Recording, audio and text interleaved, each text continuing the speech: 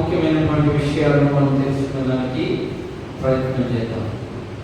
మొదటిగా హెబ్రీయులకు రాయబడినటువంటి పత్రిక 8వ అధ్యాయం 6వ వచనం నుంచి మనం చదువుకుంటూ వెళ్తే చాలా విషయాలు మనకు కనబడతాయి. అందులో జాగ్రత్తగా మీరు అర్థం చేసుకునేదానికి ప్రయత్నం చేద్దాం. చదువుకుందాం. ఈయనైతే అందరూ కలిసి చదువుకుందాం. ఈయనైతే ఇప్పుడు మరి ఎక్కువైన వాగ్దానములను బట్టి నియమింపబడిన మరి ఎక్కువైన నిబంధనలకు మధ్యవర్తి అయి ఉన్నాడు కనుక మరి శ్రేష్టమైన సేవకత్వం పొంది ఉన్నాడు. ఏదైనా ఆ మొదటి నిబంధన లోపము లేదైతే రెండవ దానికి అవకాశము ఉండనేనదు. అయితే ఆయన అపేక్షించిన వారితో ఇలాగూ చెప్పుచున్నాడు, ప్రభువు ఇట్లనే, ఇదిగో ఒక కాలము వచ్చుచున్నది, అప్పటిలో ఇశ్రాయేలు ఇంటి వారితోనూ యూదా ఇంటి వారితోనూ నేను క్రొత్త నిబంధన చేసేదను. అది నేను ఐగుప్తు దేశంలో నుండి వీరి ఇతరులను వెలుపలికి రక్షించుటకై వారి చేయబట్టుకునే దినమున వారితో నేను చేసిన నిబంధన వంటిది కాదు. ఏలైనగా వారు నా నిబంధనలో నిలవలేదు కనుక నేను వారిని అలక్ష్యము చేసినని ప్రభు చెప్పుచున్నాడు. ఆ దినములైన తరువాత ఇశ్రాయేలు ఇంటి వారితోనూ నేను చేయబో నిబంధన ఎలాగా వారి మనసులో నా ధర్మ విధులను ఉంచెదను, వారి హృదయముల మీద వాటిని వ్రాయుదును. నేను వారికి దేవుడినయ్యుండును, వారు నాకు ప్రజలయ్యుండు. వారిలో ఎవరును ప్రభువును తెలుసుకొనడని తమ పట్టణస్థులకైనను తమ సహోదరులకైనను ఉపదేశము చేయరు. వారిలో చిన్నలు మొదలుకొని పెద్దల వరకు అందరూ నన్ను తెలుసుకుందురు. నేను వారి దోషముల విషయమై దయ కలిగి వారి పాపమును నీకు ఎన్నడూ జ్ఞాపకము చేసుకొనని ప్రభువు సెలవిచ్చుచున్నాడు. ఆయన క్రొత్త నిబంధన అని చెప్పుట చేత మొదటిది పాతదిగా చేయి ఉన్నాడు.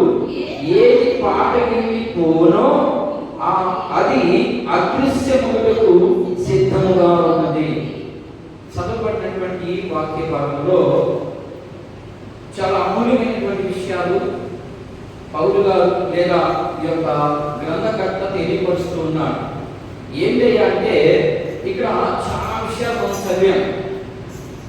నిబంధనలు అనే విషయాన్ని ఎక్కువగా కనబడతా ఉంది. ఎక్కువ కనబడే ఈ భాగంలో నిబంధన అనే మాట ఎక్కువగా కనబడతా ఉంది. అందులో మొదటిది లోపము గలది అన్నాడు. మొదటిది లోపం కలిగింది అయితేనే రెండవ దాన్ని ప్రవేశపెట్టాడు. ఆ రెండవ దాని గురించి వివరిస్తామన్నాడు. అయితే మనకు సాధారణంగా క్రైస్తవులు అనుకునేది ఏంటంటే మనకి ఇచ్చింది 2 నిబంధనలే. ఏంటది? క్రొత్త నిబంధన, పాత నిబంధన. దాని గురించి ప్రస్తావన చేయట్లేదు. ఇక్కడ ప్రస్తావించబడినటువంటి మాటల్ని మనం ఆ గ్రంథకర్త దేని గురించి ప్రస్తావిస్తా ఉన్నాడు, దేని గురించి మాట్లాడుతూ ఉన్నాడు అనే విషయాలు మనకు కానీ అర్థమైతే అప్పుడు ఎవరితో ఏ నిబంధన చేశాడు, ఎవరితో ఏ నిబంధన పెట్టుకున్నాడు అనే విషయాలు మనకి అర్థమవుతాయి. కాబట్టి నేను కొన్ని విషయాలు మనం అర్థం చేసుకోవడానికి ప్రయత్నం చేసడానికి ఈ భాగానికి దేవుడు చేసిన నిబంధనలు అని అంశం పెట్టి ఆ అంశంలో అసలు నిబంధన అంటే ఏంటి? మనం ఏమనుకుంటామంటే క్రైస్తవులుగా నిబంధన అంటే ఏంటి?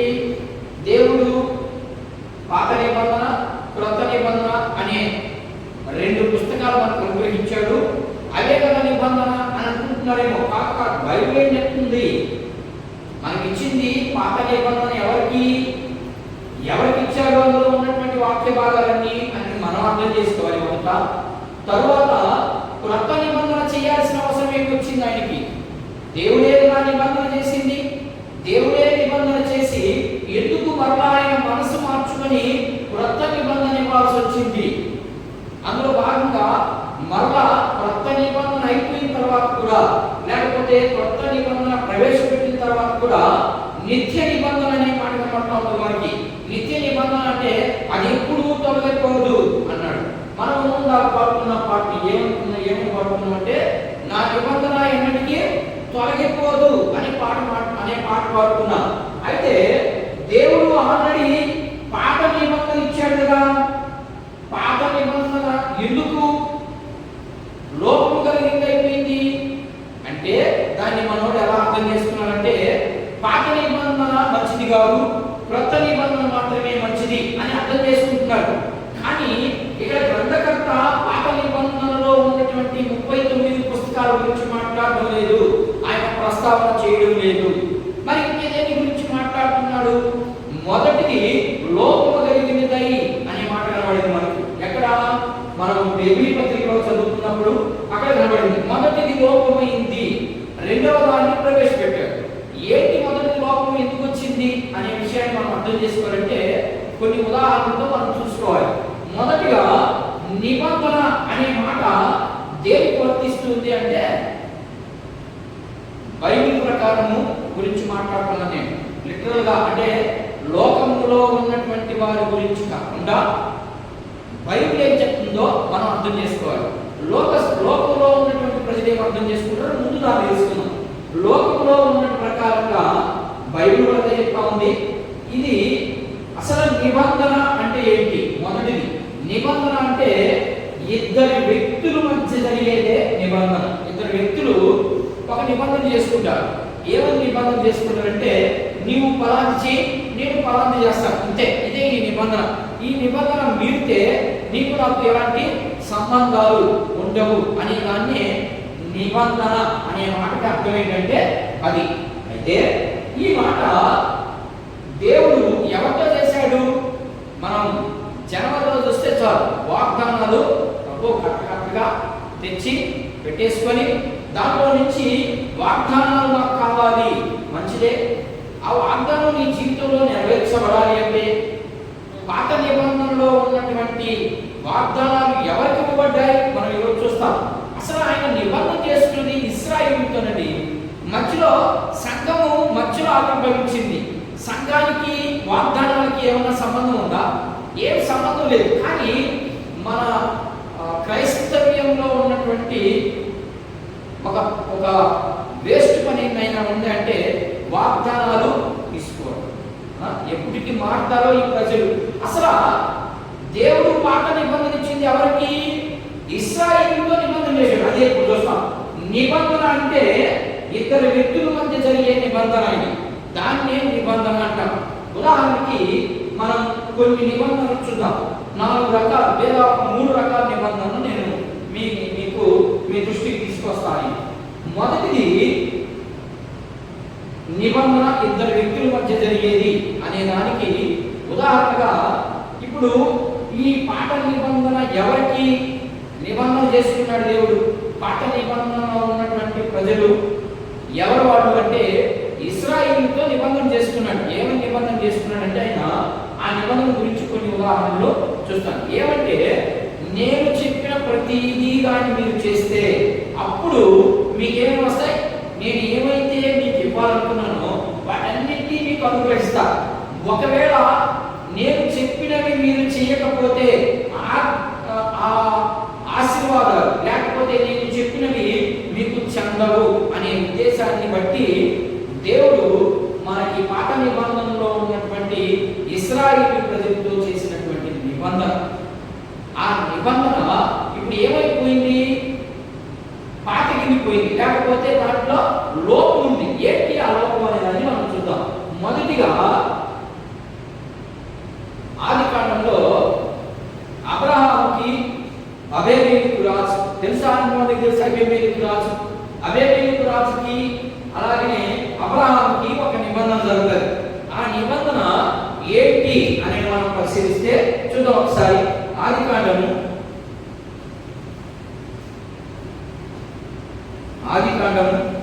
21వ అధ్యాయం అక్కడ ఒక నిబంధన జరిగింది. లేకపోతే మనం తెలుగు భాషలో ఒప్పందము, నిబంధన అనే మాటని మనం ఎలా అర్థం చేసుకుంటామంటే ఒప్పందం, ఒక ఒప్పందం కుదుర్చుకున్నారు. ఏంటి ఆ ఒప్పందము? మనం ఒకసారి చదువుదాం. 21వ అధ్యాయము. అబ్రహాముకి అబీమెలెకు రాజుకి కొంత ఒప్పందం కలిగింది. ఏంటి ఆ ఒప్పందం? దాన్ని నిబంధన, ఒప్పందాన్ని నిబంధన, లేకపోతే మన భాషలో అగ్రిమెంట్ అనేది కూడా మనము అనుకోవచ్చు. చదవండి ఒకసారి. 21వ అధ్యాయము 22 నుండి 32 వచనాలు మనం చదివితే అక్కడ వాళ్ళిద్దరి మధ్య ఒక నిబంధన జరిగింది. ఏంటి ఆ నిబంధన? మనం ఒకసారి చూద్దాం. చదవండి ఒకసారి. ఆ కాలమందు అబీమెలెకును అతని సేనాధిపతి అయిన ఫికోలును అబ్రహాముతో మాట్లాడి, నీవు చేయు పనులన్నిటిలోనూ దేవుడు నీకు తోడై ఉన్నాడు కనుక నీవు నన్నైనను పుత్ర పౌత్రులైనను వంచింపక నేను నీకు చేసిన ఉపకారము చొప్పున నాకును నీవు పరదేశివై ఉన్నావు ఈ దేశమునకు చేసేదనని దేవుని పేరున ఇక్కడ నాతో ప్రమాణం చేయమని చెప్పాను. దొరికిందా? ప్రమాణం. దాన్ని మనం అగ్రిమెంట్ లేకపోతే నిబంధన అనే మాట మనం అర్థం చేసుకున్నాం. అయితే దేవుడు చేసిన నిబంధన ఎవరితో చేశాడు? ఎవరితో చేశాడు నిబంధన? అబ్రహాముతో చేశాడు. ఏంటి ఆ నిబంధన? 12వ అధ్యాయము ప్రారంభ వచనం చదువుదాం ఒకసారి. ఏం చేశాడు ఆయన నిబంధన? అదే పుస్తకము 12వ అధ్యాయము 1వ వచనం. యెహోవా నీవు లేచి ఈ దేశము నుండి నీ బంధువుల నుండి నీ తండ్రి ఇంటి నుండి బయలుదేరి నేను చూపించబోవు దేశమునకు వెళ్ళుము. నీవు గొప్ప జనముగా చేసి నిన్ను ఆశీర్వదించి నీ నామమును గొప్ప చేసేదని నిన్ను ఆశీర్వాదకరంగా ఉండుమని నిన్ను నేను ఆశీర్వదించు వారిని ఆశీర్వదించును. ఇది నిబంధన. మనము అలాగే 15వ అధ్యాయంలోకి వస్తే ఒకసారి 15వ అధ్యాయంలోకి రండి. 15వ అధ్యాయం అక్కడ ఒక గంభీరమైనటువంటి మాట కనబడతా ఉంది. చూడండి ఒకసారి. 15వ అధ్యాయం 18వ వచనం 12వ వచనం కాటి చూడండి తీసుకుంటున్నాను, లేకపోతే 13వ వచనం కాటి చూడండి ఒకసారి. ఆయన నీ సంతతి వారును తమది కాని పరదేశమునందు నివసించి ఆ దేశపు వారికి దాసులుగా ఉందురు. వారు 407 వీరిని శ్రమ పెట్టింది. వీరు ఎవరికి దాసులవుతారో ఆ జనులకు నేను తీర్పు తీర్చెదను. తరువాత వారి మిక్కిలి ఆశతో బయలుదేరి వచ్చేది. నీవు క్షేమముగా నీ పితరుల యొద్దకు పోదువు. మంచి ఉత్తారమును పాతిపెట్టబడు. అమోరీయుల అక్రమము నీకు సంపూర్ణము కాలేదని. ఇదంతా కూడా అబ్రహాముతో చేసినటువంటి నిబంధన. ఈ నిబంధనను బట్టి అబ్రహాముతో ఏ నిబంధన చేశాడు? నేను చూపించబో దేశమునకు వెళ్ళు అన్నాడు. ఎందుకు వెళ్ళమన్నాడంటే అక్కడ దేశము అనే పదాన్ని మనం ఏమర్థం చేసుకోవాలంటే భూమి. ఆ భూమిని ఇస్తానన్నాడు. ఏ భూమిని ఇస్తానన్నాడు? కనాన్ని ఇస్తానన్నాడు. ఆ కనాన్ని ఇచ్చేంత వరకు ఆయన నిబంధన చేసి ఉన్నాడు. ఆ నిబంధనని తొలగిపోలేదు దేవుడు. అయితే ఇది ఒక నిబంధన.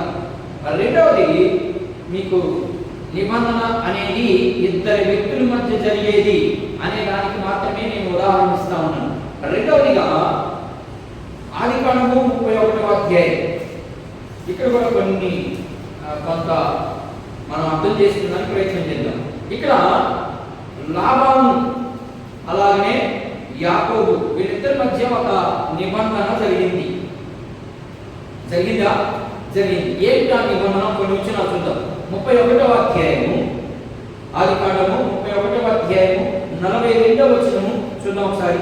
ఆదికాండము 31వ అధ్యాయం 42వ వచనం. నా తండ్రి దేవుడు అబ్రహాము దేవుడు ఇస్సాకుకు భయపడిన దేవుడు నాకు తోడై ఉన్న యెడల నిశ్చయముగా నీవు నన్ను వట్టి చేతులతోనే పంపివేసెదవు. దేవుడు నా ప్రయాసమును నా చేతుల కష్టార్జితమును చూచి పోయి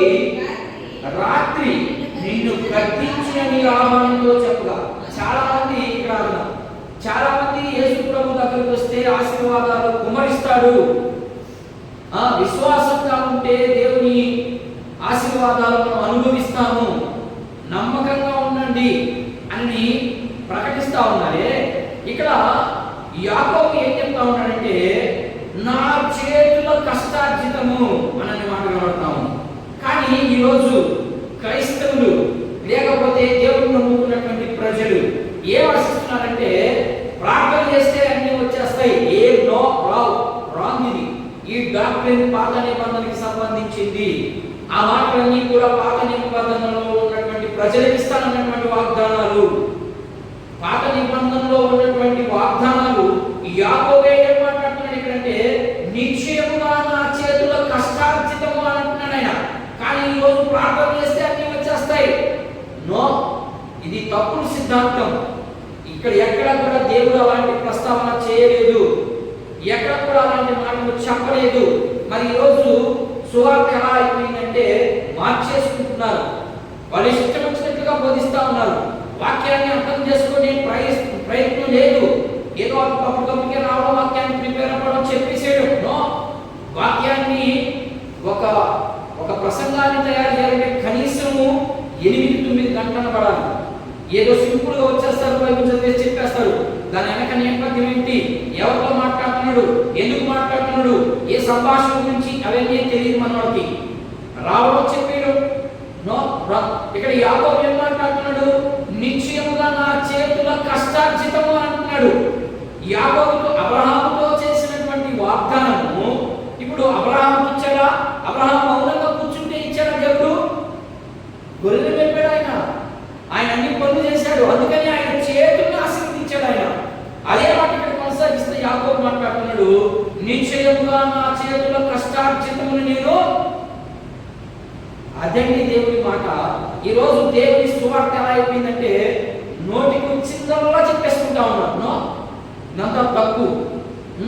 దేవుడు ఆశీర్వాదిస్తాడండి ఎప్పుడు నీవు కరెక్ట్గా దేవుడు చెప్పిన పని ప్రకారం, దేవుడు చెప్పిన ఆజ్ఞ ప్రకారం నడుస్తూ, ఆయన చెప్పిన పనిని అలక్ష్యం చేయకుండా నీవు జరిగించినప్పుడు దేవుడు నిన్ను ఆశీర్వదిస్తాడు. అంతే, నీ పంటను ఆశీర్వదిస్తాడు. అందుకని ద్వితీయోపదేశకాండంలో మనం చదివితే ఆఖరికి నీ గొడ్డు పశువు కూడా దీవించబడుతుందంట.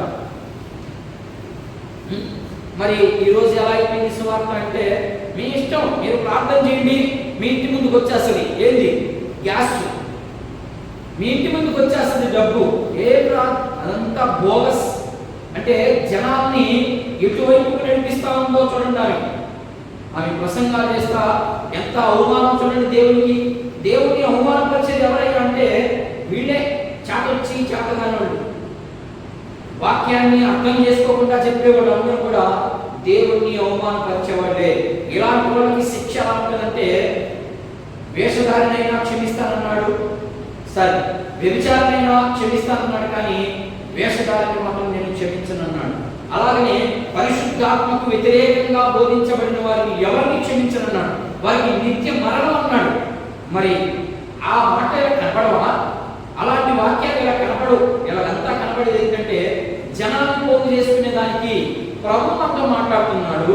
ప్రభు ఇది ఇస్తాడంట నీకు, ఇలా ఏమిస్తాడు? ఏమి ఇవ్వడు. ఎప్పుడు ఇస్తాడయ్యా ఆయన అంటే, క్రీస్తు మహిమ నిమిత్తము మాత్రమే నీకు అనుగ్రహిస్తాడని సంఘానికి వాగ్దానం చేస్తే, ఈ సంఘం ఏమైపోయిందో ఎప్పుడంటే, మాకు అన్నీ వచ్చేస్తాయి. ఏం పని చేయకుండా ఇంట్లో కూర్చుంటే వచ్చేస్తాయా? ఏం రావు. నువ్వు పని చేసుకోవాలి, దేవుడు దాన్ని మెచ్చాలి, అప్పుడు నీకు ఆశీర్వాదం ఇవ్వాలి. ఇక్కడ యాకోబు ఏమంటున్నాడంటే, నిశ్చయముగా నా చేతుల కష్టార్జితమును. మరొకసారి చదువు.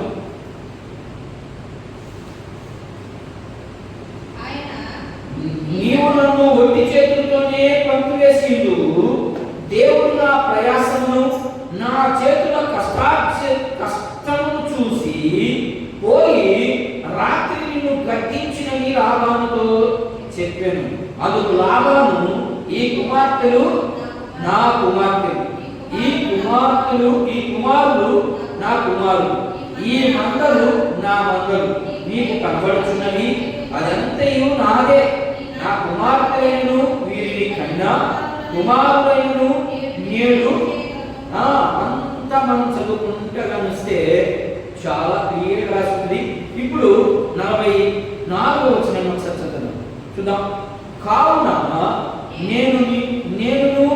నీవును నిబంధన చేసుకుంటూ రమ్మని, అది నాకును నీకు మధ్య సాక్షిగా ఉండునని యాకోబుతో ఉత్తరమీయగా. చూడండి, ఇక్కడ ఎవరెవరి మధ్య జరిగింది నిబంధన? యాకోబుకి అలాగే లాబానుకు మధ్య జరిగినటువంటి నిబంధన. ఈ నిబంధనని మనోళ్ళు ఏమనుకుంటున్నారు? దేవుడు సంఘానికి చేశాడు నిబంధన, సంఘానికి క్రొత్త నిబంధన ఇచ్చాడు. ఎందుకు ఇచ్చాడు? కారణం ఏంటంటే, ఇదిగో ఇక్కడ దేవుడు వారికి ఒక నిబంధన పెట్టాడు. ఆ నిబంధనని వీళ్ళు ఏం చేశారంటే ఉల్లంఘించారు, లేకపోతే ఆయన్ని వ్యతిరేకించాడు. అందుకని దేవుడు చూసి చూసి చూసి చూసి ఎంతో కాలం ఓర్చుకొని ఇక వీళ్ళ వల్ల కాదు అని దేవుడు ఒక క్రొత్త నిబంధన చేశాడు. దానినే క్రొత్త నిబంధన అంటాం.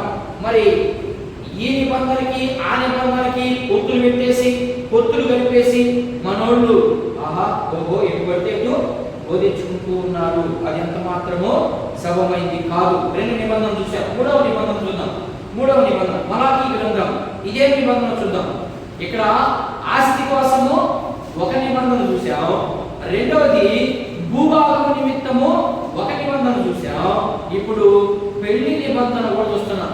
పెళ్లికి చాలా గొప్పగా నిబంధన చేసేస్తాం మనం. కానీ ఆ గొప్ప నిబంధనలకి కట్టుబడి ఉండగలుగుతున్నావా?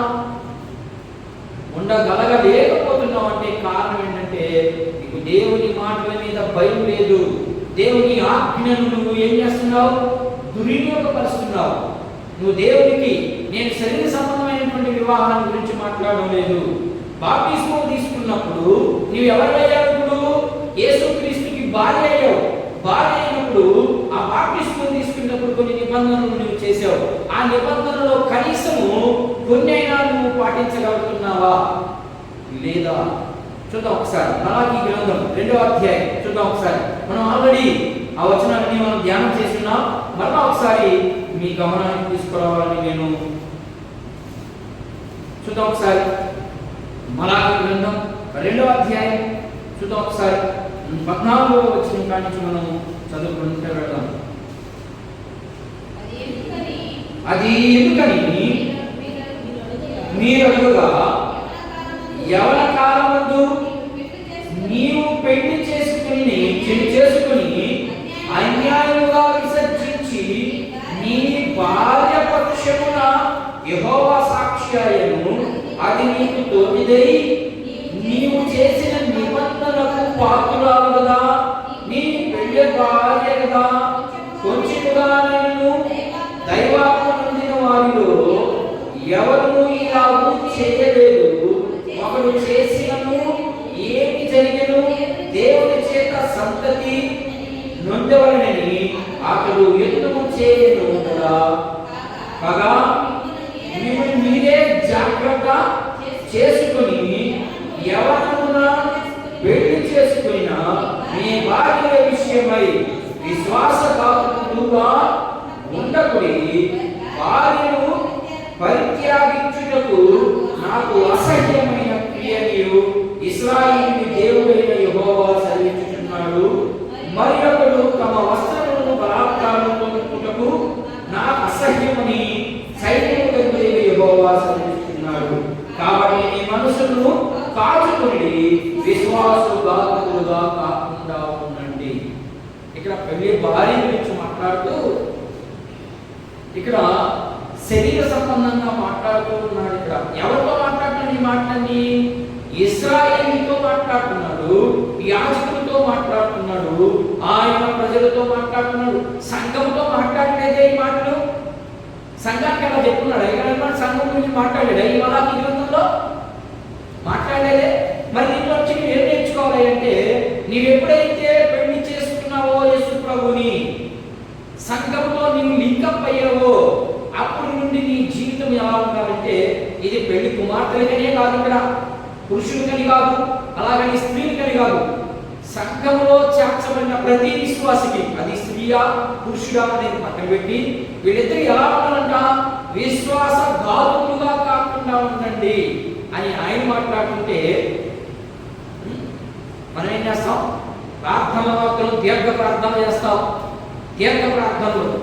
కానీ ఒక్కటి కూడా దేవుడికి ఇష్టమైనటువంటి ప్రార్థన ఉండదు, దేవుడికి ఇష్టమైనటువంటి క్రియలు చేయం. ప్రార్థన మాత్రం ఊరు వాళ్ళంతా దిక్కు చేస్తూ ఉంటాం. ప్రార్థన చేయకుండా బాబు ఇస్తే ఇక్కడ వదిలిపెడతాడు, ఇక నా చుట్టుపక్కల అంతా తిరుగుతాడు, ఇచ్చిన దాని గురించి నేను అలా ఉంటుంది. ఇది మరొక నిబంధన, ఇది పెళ్లి నిబంధన. ఇవన్నీ కూడా నిబంధనకి సంబంధించినటువంటి మాట. నిబంధన అంటే ఇద్దరి మధ్య జరిగే నిబంధన.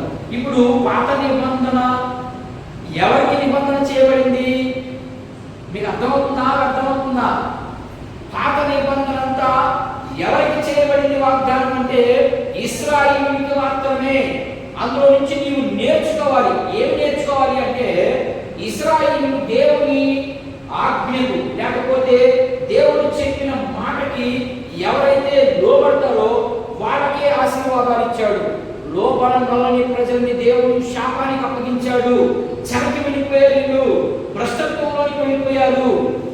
నువ్వు సంఘంలో చేర్చబడిన నువ్వు ఈరోజు దాంట్లో నుంచి ఏమి నేర్చుకోవాలి అంటే, ఇదిగో అక్కడ దేవుడు చెప్పినటువంటి ఆజ్ఞలకి దేవుని ప్రజలైనటువంటి ఇశ్రాయేలీయులు లోబడ్డారా? లోబడితేనే ఆశీర్వాదాలు అనుభవించారు. మరి నేను అలా లోబడగలుగుతున్నానా? లోబడగలిగితే ఆశీర్వాదాలు నాకు ఇస్తాడు దేవుడు అనే నమ్మకంతో కొనసాగాలే కానీ దేవుడు నాకు ఇస్తాడా? ఆయన ఆజ్ఞ కనీసము, ఆయన చెప్పిన ఆజ్ఞల్లో కనీసము 5% చేయగలుగుతున్నావా నువ్వు? ఇవన్నీ చేయనప్పుడు దేవుడు ఎలా ఇస్తాడు నీకు ఆశీర్వాదం? ఇవ్వడు. ఆశీర్వాదానికి బదులు దరిద్రం తీసుకొచ్చి పెడతాడు నీ నెత్తిన. దేవునితో ఆశాపాష కదండి. నీవు నీ భార్యతో, నీ పిల్లలతో, నీ తల్లిదండ్రులతో పడినట్టు దేవునితో పడ్డావంటే చాలా ప్రమాదకరం. అందుకనే పౌలు అంటాడు, నీవు దేవుని చేతిలో పడుట బహు భయానకం అంటాడు, బహు భయంకరం అంటాడు. నువ్వెవరి చేతిలో పడు, ఇబ్బంది లేదు. దేవునితో నిబంధన చేసుకుని దేవుని దగ్గరికి వచ్చి దేవుని ప్రజలు చెప్పుకుంటూ దేవుని అవమానపరిస్తే ఈరోజు ఒకవేళ బాగుండొచ్చు, నువ్వు ఈరోజు ఒకవేళ నిన్ను అనేక రకాలుగా నిన్ను నడిపిస్తున్నటువంటి ఏ ఆత్మ నడిపిస్తుందో ఆత్మ నిన్ను ఆశీర్వాదకరంగా ఉండొచ్చేమో. కానీ రేపు ఒక దినం ఉంది, ప్రభు దినం ఒక దినం ఉంది. ఆ దినాన్ని మనసులో పెట్టుకొని నేను వాక్యానుసారంగా నా జీవితం ఉందా, వాక్యానికి విరుద్ధంగా ఉందా? ఒకవేళ వాక్యానుసారంగా ఉంటే ఒకవేళ నీకు దీవెన రాకపోయినా ఇబ్బంది లేదు, నువ్వు కష్టాలు అనుభవించినా ఇబ్బంది లేదు. అది నేను ఒక రోజు ఖచ్చితంగా ఇశ్రాయేలుకి మొదటి నిబంధన ఎందుకు లోపమైందో చూపిస్తాను. ఇప్పుడు నేను ఇశ్రాయేలుకి దేవుడు వాగ్దానం చేశాడు, కనాన్ని ఇస్తానని ఇచ్చాడు. ఇచ్చి అందులో కొంతమందిని దాన్ని స్వతంత్రించుకోలేకపోయారు. ఆ స్వతంత్రించుకోలేకపోయిన వారికి క్రొత్త నిబంధన చేశాడు. అది క్రొత్త నిబంధన. పాత నిబంధనలో ఉన్నటువంటి మొదటి నిబంధన లోపం కలిగింది. ఎందుకు లోపం కలిగింది అంటే దేవుడు చెప్పినట్టు మీరు చేయలేదు, అందుకనే లోపం వచ్చింది. దేవుడు అన్యాయస్తుడా? ఆయన నీతిమంతుడు. ఒక్కడు నువ్వేరు నీతిమంతుడు అనే మాట కనబడతారు మనకి. ప్రభు యేసు క్రీస్తు తప్ప ఇంకెవరు కూడా ఈ భూమి మీద మానవ రూపాన్ని ధరించుకొచ్చినటువంటి ఎవరు కూడా నీతిమంతుల జాబితాలోకి రాలేదు. యేసు ప్రభు వస్తాడు. అందుకని ఆయన మాట ఇచ్చి తప్పించుకునే దేవుడు కాదు ఆయన. ఆయన వాగ్దానం చేసి నెరవేర్చకుండా వదిలేసే దేవుడు కాదు ఆయన. మరి వదిలేసేది కారణం అంటే నీలో ఏదో లోపం ఉందని. అదే జరిగింది. పాత నిబంధనలో ఉన్నటువంటి ప్రజలు లోపించబడ్డారు. వాడు దేవునికి లోబడలేదు. దేవుడు ఏమని నిబంధన చేశాడో మనం ద్వితీయోపదేశకాండంలోకి వెళ్దాం. ఎందుకు మొదట నిబంధన లోపం కలిగిందో మనం చూద్దాం. ఎందుకు లోపం కలిగిందో కొన్ని విషయాలు మనం చూద్దాం. ఏమని నిబంధన చేశాడో మొదట చూద్దాం. ఇది రెండవ పార్ట్. మొదటి నిబంధన దేవుడు ఏ నిబంధన చేశాడు ఇశ్రాయేలుతో? ఎవరితో చేశాడు నిబంధన? సంఘంతో ఏమైనా నిబంధన చేశాడా? సంఘానికి ఏమైనా వాగ్దానాలు ఇచ్చాడా? ఎప్పుడు అవన్నీ మనం ఎప్పుడైతే చదువుతామో రోమపత్రిక 3వ అధ్యాయం ప్రకారము వాటన్నింటినీ మనము వాగ్దానాలన్నీ మావే అని ఇశ్రాయేలులో యూదుల్లో అనేక మంది అక్కడ చెప్తా ఉంటారు. పౌలు గారు వాదములు మనం చూసాం. 3వ అధ్యాయం మనం చూసాం. మరలా కావాలంటే ఒకసారి మీరు యూట్యూబ్ లో ఉంటుంది, దాంట్లో చూసుకోవచ్చు, చెక్ చేసుకోవచ్చు. చూద్దాం ఒకసారి ఏంటి ఆయన చేసిన నిబంధన. నిర్గమాకాండము అసలు పాత నిబంధన అంటే ఎవరితో చేశాడు అనే విషయాలు మనం చూద్దాం ఒకసారి. నిర్గమాకాండము 19వ అధ్యాయం ఏంటి ఆయన చేసిన నిబంధన, ఎవరితో చేశాడు, ఎలా చేశాడు అనే విషయం అక్కడ క్లారిటీగా రాయబడి ఉంది. ఒకసారి చూద్దాం. 19వ అధ్యాయం నిర్గమాకాండము 19వ అధ్యాయం 5వ వచనం నుంచి మనం చదువుకుంటూ ఉంటాం. 19వ అధ్యాయం. కాగా మీరు నా మాట శ్రద్ధగా విని నా నిబంధనను అనుసరించిన ఎడల మీరు సమస్త జనులలో నాకు స్వకీయ సంపాద్యములగుదురు. సమస్త భూమి నాదే కదా. మీరు నాకు యాజకుల రూపమై రాజ్యముగాను పరిశుద్ధమైన జనముగాను ఉందురని చెప్పారు. ఎప్పుడమ్మా మీరు నా మాట శ్రద్ధగా విన్నప్పుడు, వినకపోతే మీకు ఆశీర్వాదం బదులు దరిద్రం చుట్టుకుంటుందని అర్థం.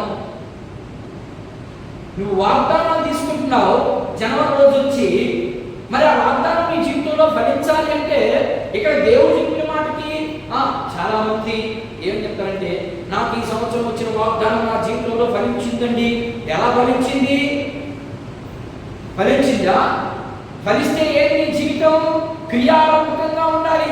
దేవుడు ఇక్కడ అంటున్నాడు, నా మాట నిశ్చయముగా శ్రద్ధగా వింటేనే, వినకపోతే రాదు ఆశీర్వాదం. నీ వాటి వరకు చాలిపోద్ది. నువ్వు ఎప్పుడైతే వింటావో అప్పుడే ఏదైనా నీ ఇంట్లో కానీ నీ యొక్క పరిస్థితుల ప్రభావాలు కానీ మార్చాలి అంటే దేవుని మాట ఎలా వినాలంట? శ్రద్ధగా వింటే అప్పుడు ఏమొస్తుందంట? ఆశీర్వాదం వస్తుంది. వీళ్ళు ఏం చేశారు? ఈ మొదట నిబంధన లోపమైంది. ఎందుకు లోపమైంది అంటే వీళ్ళు ఏం చేశారు అంటే, కొంతమంది ఇశ్రాయేలీయుల్లో కొంతమంది దేవునికి వ్యతిరేకంగా, దేవుడు చెప్పిన దానికి వ్యతిరేకంగా పాల్గొనడం పొందారు. ఏ పాల్గొనడం పొందారయ్యా అంటే వీళ్ళు విగ్రహారాధన వైపు వెళ్ళిపోయారు. దేవుడు నేను తప్ప మీకు ఇంకొక దేవుడు లేడని ఆయన చెప్తా ఉంటే వీళ్ళేం చెప్తున్నారంటే, వీళ్ళేం చేశారంటే ఇశ్రాయేలీయులు విగ్రహారాధన వైపు వెళ్ళిపోయారు. అందుకని దేవుడు చూశాడు. ఎంతో మంది నాయకులను పంపించాడు, ఎంతో మంది రాజులను పంపించాడు, ప్రవక్తలను పంపించాడు. అయినా మార్పు లేకపోగా ఇప్పుడు వదిలేడు ఒక బాణం. ఏంటి ఆ బాణం? చూద్దాం. యెషయా గ్రంథం ఎందుకు ఇలా మాట్లాడుతున్నాడో చూద్దాం ఒకసారి, మనం అర్థం చేసుకున్నాం. యెషయా గ్రంథం 59వ అధ్యాయం. ఇప్పుడు ఒక బాణాన్ని వేసాడు వారికి.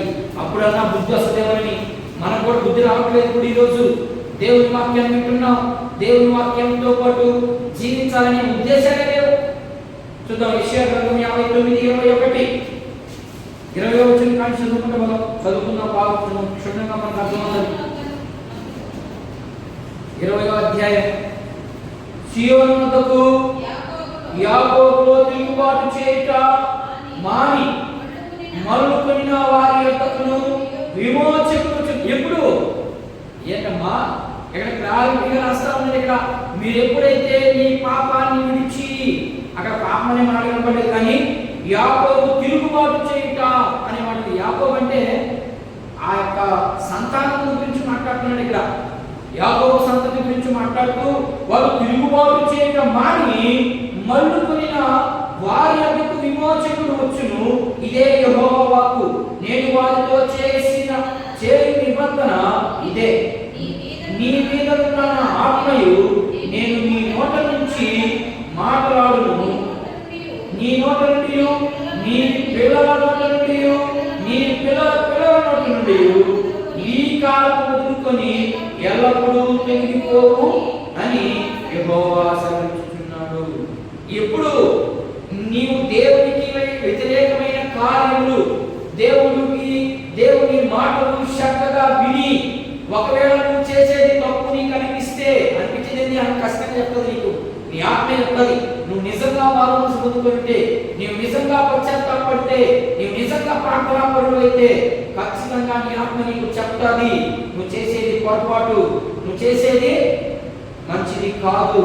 అప్పుడు దానికి లోబడాలి. అక్కడెక్కడ చెప్తున్నాడు యెషయా గ్రంథంలో ఏం చెప్తున్నాడంటే, ఓ యాకోబు సంతతి ప్రజలారా మీరు మడుకోండి. ఇట్లా మీరు ఎక్కడున్నారు ఇప్పుడు?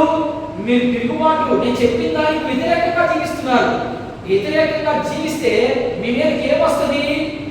మీరు మాట వినినప్పుడు ఏమొస్తుంది, మాట విననప్పుడు ఏమొస్తుందో ద్వితీయోపదేశకాండంలోకి మనం వెళ్దాం. ఒకసారి ద్వితీయోపదేశకాండం చూద్దాం. ఆయన అక్కడ ఏం మాట్లాడుతున్నాడు, మాట విని వారికి ఏంటి, మాట వినని వారికి ఏంటో మనం చూద్దాం. మాట విని వారి పరిస్థితి ఎలా ఉందంటే, ద్వితీయోపదేశకాండము 28వ అధ్యాయము ప్రారంభం నుండి 14 వచనాల్లో కొన్ని మాటలు కనబడుతున్నాయి. చూద్దాం ఒకసారి. ద్వితీయోపదేశకాండము 28వ అధ్యాయం చూద్దాం ఒకసారి. ఎంత క్లారిటీగా దేవుని వాక్యము ఇక్కడ నొక్కి ఒక్కానిస్తా ఉంటే ఎందుకు ఈ ప్రజలు ఇలా అయిపోతా ఉన్నారు చూద్దాం ఒకసారి. దేవుని మాట విని దేవుని మాట శ్రద్ధగా వినినటువంటి వారికి మాత్రమే ఈ ఆశీర్వాదాలు ఇస్తానని దేవుని వాక్యం చదువుతాం. చూద్దాం. నీ దేవుడైన యెహోవా నీ మాట నీ దేవుడైన యెహోవా మాట శ్రద్ధగా వినినెడల నేను నీకు ఆజ్ఞాపించు అన్ని ఆజ్ఞలన్నిటినీ అనుసరించి నడుచుకుని ఎడల నీ దేవుడైన యెహోవా భూమి మీద ఉన్న సమస్త జనుల కంటే నిన్ను హెచ్చించును. ఏం చేస్తాడంట? నీవు మాట వింటే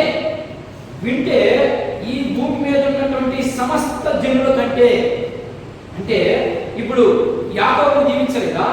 యాకోబును దీవించాడు. ఇది సంఘానికి, ఎక్కడైనా సంఘంలో ఉన్నటువంటి వారు ఇలాంటి దీవెనలు దేవుడు ఇస్తాడని వాగ్దానం చేశాడా? చేయలేదే.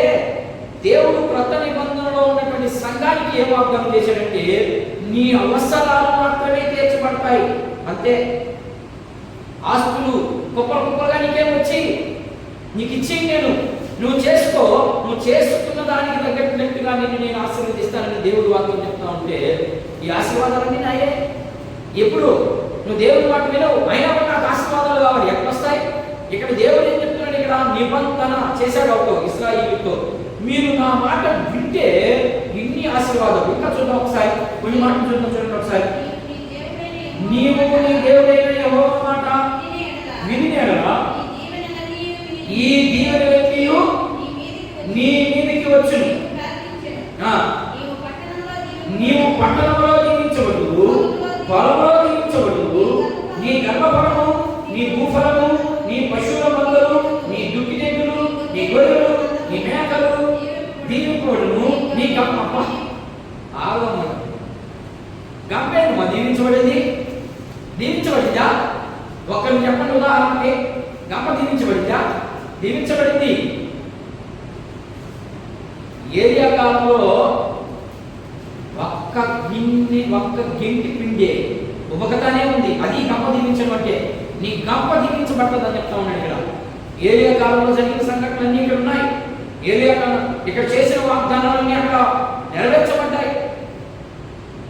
ఎప్పుడు అది నెరవేర్చబడింది? నీవు దేవుని మాట శ్రద్ధగా విన్నప్పుడు. ఎటువంటి వినకూడదు మనం శ్రద్ధగా వినాలి. అసలు వాక్యం ఏం చెప్తుంది? ఆ వాక్యంలో ఉన్నటువంటి భావం ఏంటి? ఆ భావాన్ని మనం ఏం అర్థం చేసుకోవాలి, మనం ఏం మార్చుకోవాలి, మన జీవితంలో మన హృదయంలో ఉన్నటువంటి లోపాలను ఎలా సరి చేసుకోవాలి, ఇది నువ్వు ఆలోచన చేయాల్సింది. మనమేం ఆలోచన చేస్తాం? దేవునికి వ్యతిరేకంగానే ఆలోచిస్తాం. మనం చేసేదంతా రైట్ అనుకుంటాం, నేను చేసేదంతా మంచి అనుకుంటాం. నో, నువ్వు చేసేది కరెక్ట్గా బైబిల్కి అనుకూలంగా ఉండాలి. దేవుని మాటకి అనుకూలంగా ఉన్నప్పుడు మాత్రమే నేను దీవించబడ్డావు అని ఇక్కడ దేవుని వాక్యం చదివిస్తా ఉంటే, మనం డిసెంబర్ 31వ తారీఖు రాత్రి చేసి పేపర్ల మీద పేపర్లు తీసేసుకొని నాకు వచ్చేసింది వాగ్దానం. ఏమిటి చూద్దాం, ఇంకొక మాట చూద్దాం. అదే చెయ్యకపోతే ఏంటి? దేవుని మాట వినకపోతే ఏంటో చూద్దాం. 15వ వచనం కానీ చూద్దాం. నేను నీకు ఆజ్ఞాపించు ఆయన సమస్త ఆజ్ఞలను కట్టడలను నీవు అనుసరించి నడుచు కొనవలెనని నీ దేవుడైన యెహోవా సెలవిస్తున్నాడు. వినని ఎడల ఈ వినని ఎడల ఏంటి వినకపోతే ఏమొస్తుందా? శాపం వస్తుంది. వింటే ఏమొస్తుంది? ఆశీర్వాదాలు వస్తాయి. శాపాలు చూద్దాం, ఒకసారి చూద్దాం. శాపములు ఏంటంట?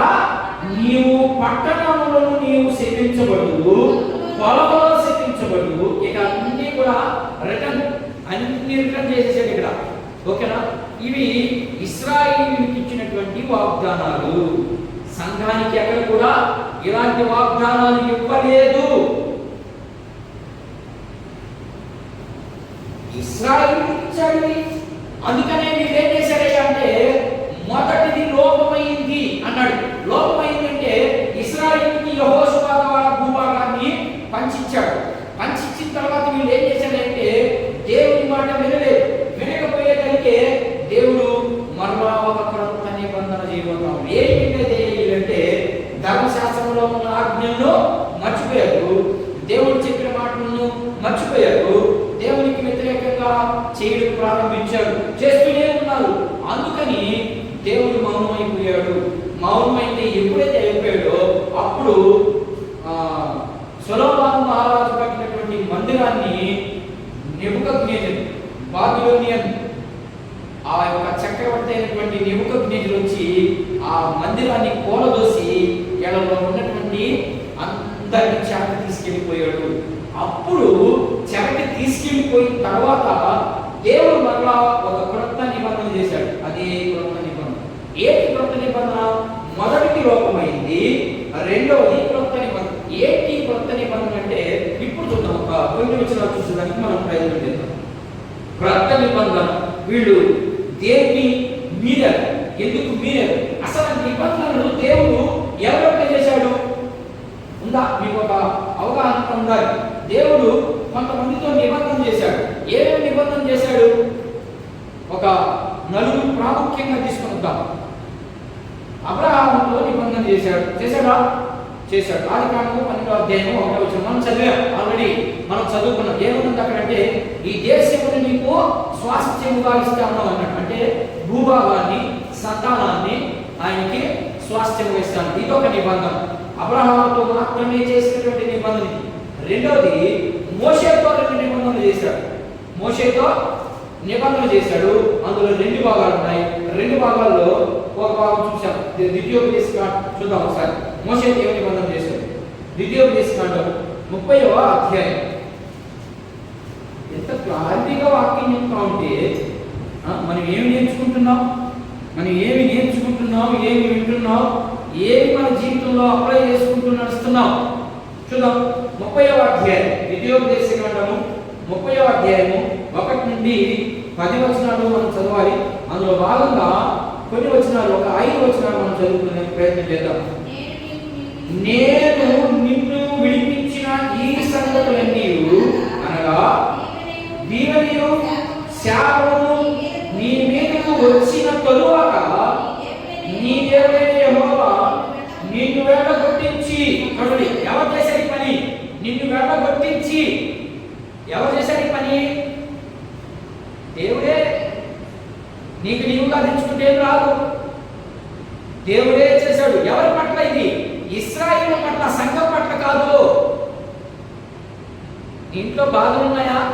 నీ కర్మ కింద వస్తాయి బాధలు. అంతే. కర్మ అంటే మళ్ళీ అది ఒక ఆచారం అనుకునేది. నువ్వు చేసిన వ్యతిరేకతను బట్టి దేవుని విషయంలో నువ్వు వ్యతిరేకత చేస్తే నీ ఇంట్లో, నీ ఒంట్లో దేవునితో పెట్టుకోవాలి. ఎవరితో పెట్టుకుందా? చదువు. సమస్త జన్మల మధ్యను వాటిని జ్ఞాపకం చేసుకొని నీ దేవుడైన యెహోవా వైపు తిరిగి నేను నీకు ఆజ్ఞాపించుతున్న సమస్తమును బట్టి నీ పూర్ణ హృదయంతోనూ నీ పూర్ణ మనసుతోనూ ఆయన మాట నీవు నీ సంతతి వారు వినిన యెడల నీ దేవుడైన యెహోవా చెరలోని మిమ్మును తిరిగి రప్పించును. ఆయన మిమ్మును కరుణించి ఎప్పుడు మరలా కూడా వాళ్ళకి అవకాశం ఇస్తా ఉన్నాడు. ఏమని ఇస్తున్నాడంటే మీరు తిరిగిన యెడల, మీరు నా వైపు మళ్ళీ యెడల. ఈ మాట చాలా కనబడతాయి బైబిల్ గ్రంథంలో. మీరు నా వైపు తిరగండి, మీరు నా వైపుకి రండి. పశ్చాత్తాపం కలిగి జీవించండి, మారు మనసు కలిగి జీవించండి. లేదు మనకి మారు మనసు ఇశ్రాయేలుకి లేదు, అదే స్వభావం సంఘానికి చుట్టుకుంది ఈరోజు. ఎందుకని? నిజమైన పశ్చాత్తాపం లేదు, నిజమైన మారు మనసు లేదు. నాటకం.